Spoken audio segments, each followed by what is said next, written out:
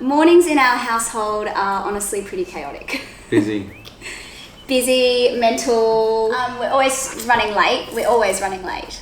And Kids are playing with their toys, getting dressed up. There's always something happening. Max is always wanting to play Pokemon, and Lulu insists on trying on the entire contents of her wardrobe while I'm trying to get ready, do makeup, pack lunches. Mummy always does her makeup. Lulu likes doing makeup too.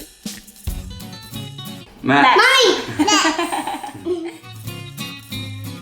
Probably Lulu won't wear what we want her to wear. Never. She hates having her hair brushed. And Max wants to play, so every toy ends up coming out.